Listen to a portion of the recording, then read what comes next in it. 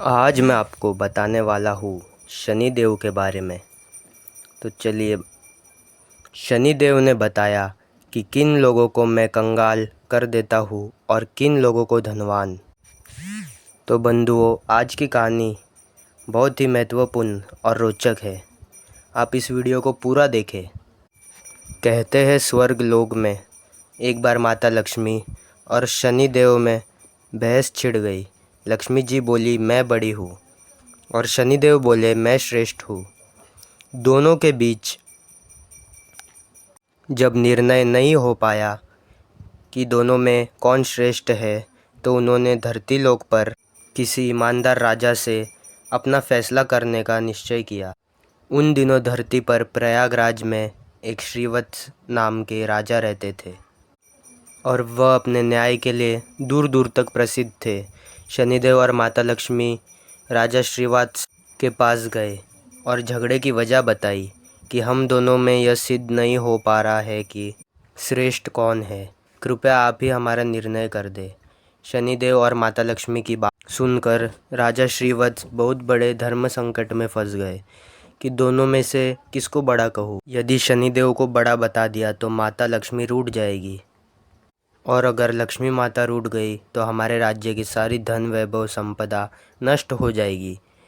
और यदि शनिदेव रूठ गए तो शनिदेव अपने कोप से नष्ट भ्रष्ट कर डालेंगे। राजा साहब जब किसी नतीजे पर नहीं पहुँचे तो शनिदेव और लक्ष्मी जी उन्हें एक माह का समय देकर चले गए और कहा कि हम एक माह बाद आएंगे, तब तक तुम खूब सोच विचार लो। दर्शक बंधुओं, उनके जाने के बाद राजा की रातों की नींद हराम हो गई। वे हर क्षण इसी बात को लेकर सोचकर चिंतित रहने लगे कि एक माह के बाद जब शनिदेव और माता लक्ष्मी आएंगे तो वह किसे श्रेष्ठ बताएंगे, क्या निर्णय देंगे। उनके सामने परिस्थिति बहुत ही विकट थी। वे जानते थे एक बड़ा बताएंगे तो दूसरा नाराज हो जाएगा और उन पर उनके राज्य पर बहुत बड़ा संकट आ जाएगा। राजा की एक चित्रांग नाम की पतिव्रता रानी थी। पति को अत्यंत चिंता में देखकर रानी ने पूछा, महाराज आप किस बात को लेकर परेशान हो? कृपया अपना दुख हमसे कहिए। राजा ने अपनी पत्नी को सारा हाल कह सुनाया। रानी ने राजा को एक सुझाव दिया कि देखो, तुम अपने मुख से किसी को बड़ा या छोटा मत बताओ। अपनी अपनी जगह दोनों ही श्रेष्ठ है। उनके बड़े छोटे का फैसला आप उन्हीं पर छोड़ दो। आप एक काम करो, एक सोने का और एक चांदी का सिंहासन बनवाओ। दोनों का आसन अपने सिंहासन के दाईं और बाईं ओर रखवा दो। सोने का सिंहासन आप अपने सिंहासन से दाईं ओर लगवाना और चांदी का सिंहासन बाईं ओर। एक माह बाद जब शनिदेव और माता लक्ष्मी आएंगे तो लक्ष्मी जी आपके दाईं ओर का आसन ग्रहण करेगी, क्योंकि वे माता स्वरूप है, और शनिदेव आपके बाईं ओर वाले आसन पर बैठ जाएंगे। जब वे पूछे तो आप उनको किसी भी प्रश्न का उत्तर मत देना। जब वे बहुत पूछे तो उन्हें कह देना कि आप लोगों ने अपनी श्रेष्ठता का फैसला स्वयं ही कर लिया। मैं क्या जवाब दूँ? रानी चित्रांगना की बात राजा को सही जची। दर्शक बंधुओं, इधर एक महीने के बाद जब लक्ष्मी माता और शनिदेव राजा के दरबार में पधारे तो वही हुआ जैसा रानी ने बताया था। माता लक्ष्मी सोने के सिंहासन पर विराजमान हो गई और शनिदेव चांदी के सिंहासन पर। जब उन्होंने श्रेष्ठ होने को लेकर राजा से निर्णय मांगा तो राजा ने कहा कि तुम दोनों ने स्वयं ही अपने बड़े छोटे होने का फैसला कर लिया है, इसमें मैं क्या कह सकता हूँ। दर्शक, यह सुनकर भगवान शनिदेव खिन्न होकर चले गए और माता लक्ष्मी ने राजा से कहा कि पुत्र, शनिदेव तुमसे रुष्ट हो गए और उनके कोप के कारण तुम पर बहुत बड़ा संकट आ सकता है, परंतु तुम चिंता न करो, मैं तुम्हारे साथ हूँ। शनिदेव ने राजा पर ऐसा कोप बरसाया कि उनके राज्य में भयंकर अकाल पड़ गया। लोग भूखे मरने लगे। नर नारी जीव जंतु सब उनके राज्य को छोड़कर दूसरे राज्यों में चले गए। राजा से अपने राज्य की ऐसी दशा नहीं देखी गई। 1 वर्ष के बाद उन्होंने अपने राज्य को छोड़ने का फैसला किया। अब वे अपनी पत्नी चित्रांगना को साथ लेकर घर से निकल पड़े। एक पोटली में उन्होंने हीरे जवाहरात, कुछ जेवर आभूषण बांध लिए। सोचा जहाँ रहेंगे वहाँ विपत्ति में यह बहुत काम आएंगे, इन्हें बेचकर हम अपना गुजारा कर लेंगे। राजा रानी घर से निकले ही थे कि उसी समय भयंकर आंधी तूफान आ गया और चारों तरफ अंधकार छा गया। वे उस अंधेरे के कारण रास्ता भटक गए। समझ में नहीं आ रहा था कि कहाँ जाए। तभी माता लक्ष्मी एक छोटी सी कन्या का रूप धरकर आती है और लालटेन की सहायता से उन्हें एक नदी के किनारे पहुंचा देती है। नदी पर छोड़कर माता लक्ष्मी वहां से चली गई। अब उनके आगे समस्या यह थी कि नदी को पार कैसे किया जाए। अभी ये सोच ही रहे थे कि उसी समय शनिदेव एक नाविक का रूप बनकर नाव लेकर उसी किनारे पर जा पहुँचे जहाँ राजा रानी खड़ी थी। राजा ने नाविक से नदी के उस पार जाने का आग्रह किया। नाविक ने कहा कि देखो भाई, हम तुम्हें उस पार पहुंचा तो देंगे, परंतु हमारी नाव बहुत कमज़ोर है, इसमें एक बार में एक ही सवारी बैठ सकती है। तो राजा ने कहा चलो एक एक करके ही उतार दो। अब पहले तो नाविक रानी को उस पार पहुंचा आया, फिर राजा को ले गया। तीसरी बार में उस नाविक ने राजा की धन की पोटली रख ली, लेकिन वह नाविक तो स्वयं शनिदेव थे, इसलिए वह धन की पोटली लेकर नदी के बीचों बीच से गायब हो गए। अब उनके पास जो धन था वो भी नहीं रहा। भोजन का संकट खड़ा हो गया। राजा बड़ा ही धीरबान था। भगवान की इच्छा समझकर वो वहाँ से आगे को चल दिया। चलते चलते वो एक गांव में पहुँचे। उस गांव के लोग जंगल से लकड़ी काटकर उन्हें बेचते थे। राजा भी अपनी रानी के साथ उसी गांव में रहने लगा और लकड़ी बेचकर अपना गुजारा करने लगा। लक्ष्मी जी की कृपा से उसे जंगल में चंदन का भाग मिल गया। राजा ने चंदन की लकड़ियों को बेचकर काफ़ी पैसा कमा लिया। अब तो उसका जीवन बड़े सुखपूर्वक बीतने लगा। राजा और रानी को सुख चैन में देखकर शनिदेव ने एक और नई चाल चल दी। एक सौदागर था जो उस गांव से चंदन की लकड़ी भरकर दूसरे राज्यों में ले जाया करता था। आज उसका जहाज उस नदी के किनारे पर ही फंस गया था। उसने जहाज को चलाने का बहुत प्रयास किया, पर जहाज तस से मस नहीं हुआ। सौदागर के समझ में नहीं आ रहा था कि वह क्या करे। तभी शनिदेव एक ब्राह्मण का रूप बनाकर उस सौदागर के पास आए और बोले, सौदागर, तेरा जहाज तो चल जाएगा यदि कोई पतिव्रता स्त्री तेरे जहाज में हाथ लगा दे। तो सौदागर ने वैसा ही किया। पूरे गांव की स्त्रियों को बुलाया, सबने जहाज को छुआ, पर जहाज फिर भी नहीं चला। किसी ने बताया कि गांव में अभी एक स्त्री बाकी रह गई है जो यहाँ नहीं आई है। सौदागर स्वयं चलकर उसके घर गया। वह स्त्री कोई और नहीं, रानी चित्रांगना थी। सौदागर ने जब रानी के पास निमंत्रण भेजा तो रानी ने वहाँ जाने से इनकार कर दिया और कहा कि इस समय मेरे पति जंगल लकड़ी काटने गए हैं, मैं तुम्हारे जहाज के पास नहीं जा सकता। सौदागर के आदमी ने वापस जाकर उसकी सारी बात बता दी। सौदागर समझ गया कि यही औरत पतिव्रता है और यही उसके जहाज को निकाल सकती है। वह शाम को फिर उसके घर गया। उस समय श्रीवत्स घर पर ही थे, इसलिए उसने निमंत्रण स्वीकार कर लिया। जब राजा और रानी से कहा कि वह जहाज छू दे जिससे कि वह निकल जाए, तो रानी ने अपने पति के कहने पर जहाज को छू दिया और जहाज हिलने लगा। यह देखकर सौदागर के मन में पाप जागा कि क्यों ना मैं इसको अपने साथ ले चलूं। यह स्त्री बहुत सुंदर भी है और यदि कहीं जहाज फिर से फंस गया तो इससे छूकर उसे निकलवा लूँगा। यह सोचते ही उसने चित्रांगना को अपने साथ जहाज में खींच लिया और जहाज लेकर चल दिया। श्रीवत्स चिल्लाता रहा, परंतु उस समय तक जहाज काफ़ी दूर जा चुका था। रानी अत्यंत रूपवती थी। उसको देखकर सौदागर के मन में पाप आ गया। वह उसको अपनी पत्नी बनाने की इच्छा करने लगा।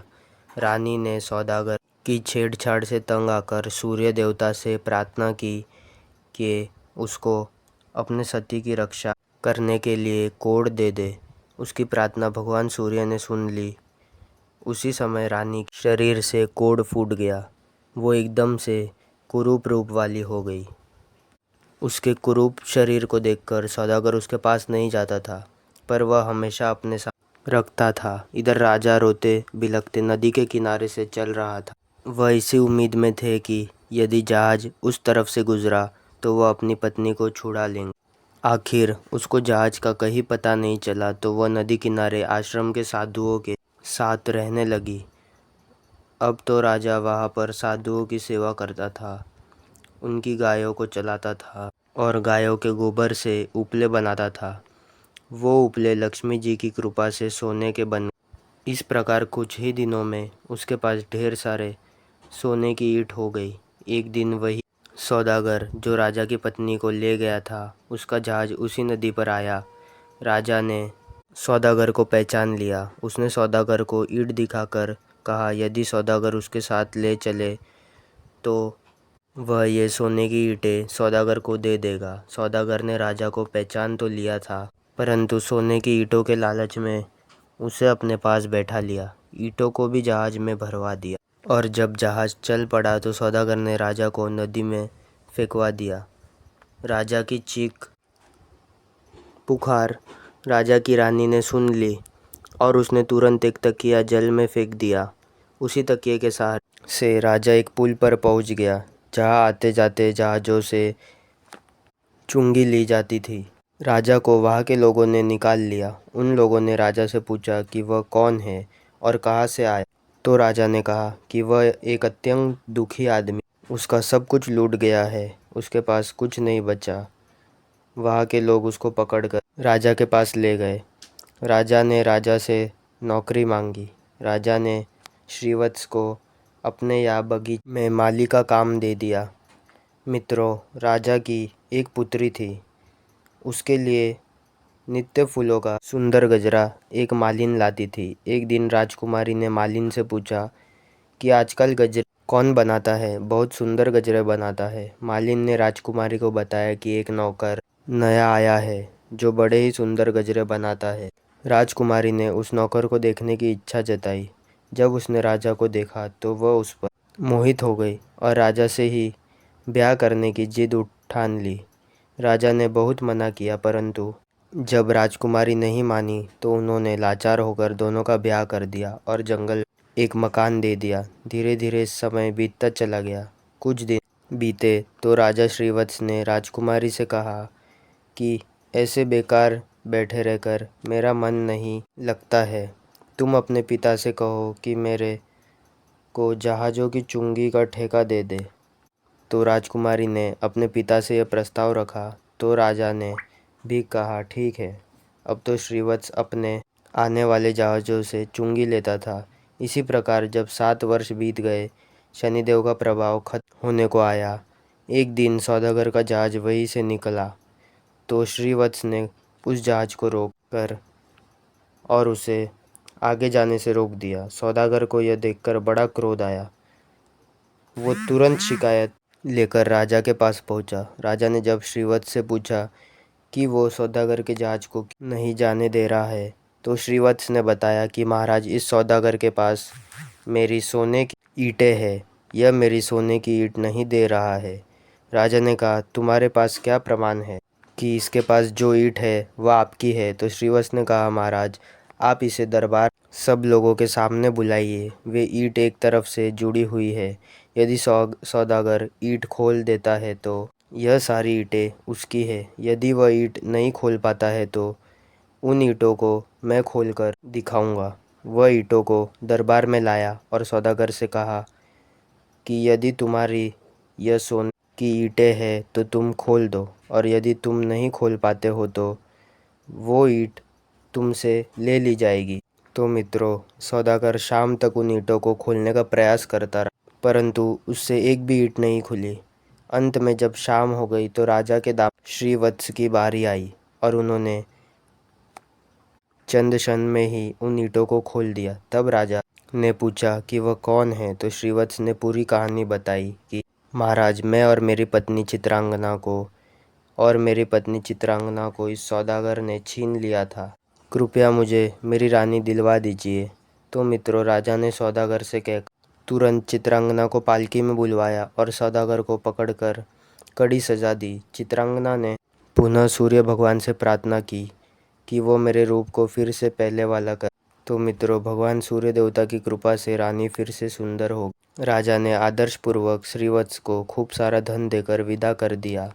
साथ में अपनी बेटी को और चित्रांगना को भी उसने अपनी बेटी मान लिया और खूब धन दौलत देकर राजा को प्रेम पूर्वक विदा कर दिया। राजा पुनः अपने राज्य में लौट गया और फिर से राज सिंहासन पर सवार हुआ। एक दिन शनिदेव ने प्रकट होकर राजा श्रीवत्स से कहा कि राजन, हम दोनों की स्पर्धा तो एक बहाना था। हम आपके सत्य की परीक्षा लेकर अब मैं तुम्हें बता रहा हूँ कि कौन से लोग नाश को प्राप्त नहीं होते। नंबर 1, विपत्ति। विपत्ति में भी जो अपने धर्म सत्यों को ना त्यागे उसका कभी नाश नहीं होता। अपितृ देवता लोग ही उसकी सहायता करते हैं। नंबर 2, गरीबी आने पर भी जो अन्याय का मार्ग ना चुने, पाप का धन ना खाए, वह देवताओं को सदा कृपा पात्र रहते हैं। मैं कभी उसका बुरा नहीं करता, अपितु उस पर लक्ष्मी जी कृपा सदैव बनी रहती है। नंबर 3, धन संपदा पाकर भी जो अभिमान ना करे, वृद्ध गुरुजनों का दीनहीनों जो अपमान नहीं करता है, मैं कभी उसका बुरा नहीं करता, अपितु उसकी सहायता ही करता हूँ। मेरी कृपा से लोग पल मात्र में धनवान बन जाते हैं और सर्व मात्र में कंगाल। राजन, जाओ, मेरा वरदान, तुम्हारा राज्य फिर से संपन्न हो जाएगा। धन दौलत से धन संपन्न हो जाएगा। तुम्हारी प्रजा खुशहाल हो जाएगी और कभी दुख दरिद्रता तुम पर नहीं आएगी। राजा को वरदान देकर शनिदेव और माता लक्ष्मी वहाँ से चले गए। तो मित्रों, आपको यह कहानी कैसी लगी आप ज़रूर कमेंट कीजिएगा कमेंट बॉक्स में, और अगली कहानी सुनने के लिए हमारे चैनल को ज़रूर सब्सक्राइब कीजिएगा। जय शनिदेव।